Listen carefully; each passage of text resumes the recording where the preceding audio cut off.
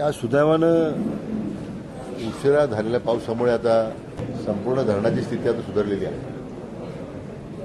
खरं तर मागच्या 15 दिवसापूर्वी सगळ्या धरणाचं पाणी पिण्यासाठी आपण राखून ठेवलं होतं. सप्टेंबर 2026 पर्यंत, नंतर मार्च 2027 पर्यंत असा मी त्याची मुदत वाढ केली, कारण प्राथम्य पिण्याच्या पाण्यासाठी होतं. आता मात्र संपूर्ण धरणा क्षेत्रामध्ये सगळ्याच ठिकाणी पाऊस सुरू आहे. बहुतांशी धरणामध्ये 65-70% पुढे पाणी साठा झालेलं आहे. तर माझं सिंचनाला पाणी आम्ही द्यायला सुरुवात केलेली आहे. परंतु हे करत असताना आपल्याला येणाऱ्या पावसाळ्यापर्यंत जून 27 पर्यंत पाणी लागणार आहे. त्याचे नियोजन आम्ही त्याच्यामध्ये ठेवलेलं आहे. विभागाची स्वतःची एक भौगोलिक परिस्थिती आहे.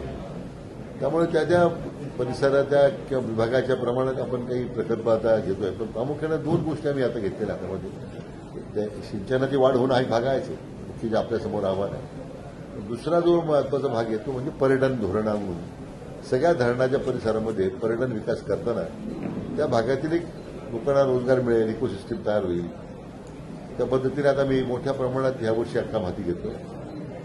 आणि दुसरा म्हणजे फ्लोटिंग सोलर जे आहे, म्हणजे फ्लोटिंग सोलरमध्ये आता मोठं आव्हान आहे, कारण आता त्याची काही दर आहेत, त्याच्यामध्ये काही आता वेगळ्या विसंगती आहेत. परंतु फ्लोटिंग सोलरच्या माध्यमातून आज आमच्याकडे बरेच प्रस्ताव येत आहेत, ज्यामुळे धरणाचं जे बाष्पीभवन आहे ते आपल्याला कमी करता येईल आणि मग त्यातून महामंडळाला काही अतिरिक्त उत्पन्न मिळेल, आता असा प्रयत्न आहे. आणि तिसरं महत्वाचं, गाळ काढण्याचं धोरण आम्ही घेतलेलं आहे. बहुतेक ह्या पुढच्या महिन्या-2 महिन्यामध्ये निविदा निघतील बहुतेक धरणांच्या. त्यामध्ये आता चंदगडचे आमदार मोदयांनी असं मागणी केली होती, काही ज्या भागामध्ये अशी गाळ काढण्याच्या उपाययोजना करायच्या आहेत त्यामुळे त्या कामाला तर गती देतो.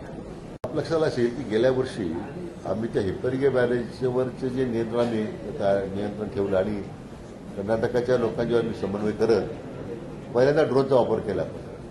त्यामुळे गेल्या वर्षी पाऊस आल्याच्या नंतरही आणि हिप्परगे बॅरेज आम्ही कंट्रोल ठेवल्यामुळे त्यामुळे पुढे पुराची स्थिती अशी शहरामध्ये पाणीदारी निर्माण झाली नाही. सांगली असेल, कोल्हापूर असेल, तेच योजना मी यावर्षी करतोच आहे, की ज्यामुळे पुरातून होणारं नुकसान आपल्याला जनतेचं लोकांचं टाळता येईल. दुसरा मुद्दा जो आलमट्टीच्या संदर्भामध्ये, आता तेलंगणा आणि आंध्र प्रदेशच्या जे काही मागणीवरून मान्य सर्वोच्च न्यायालयाने त्याला स्थगिती दिलेली आहे. सेंट्रल वॉटर कमिशनही त्यामध्ये काही हस्तक्षेप करत नाही.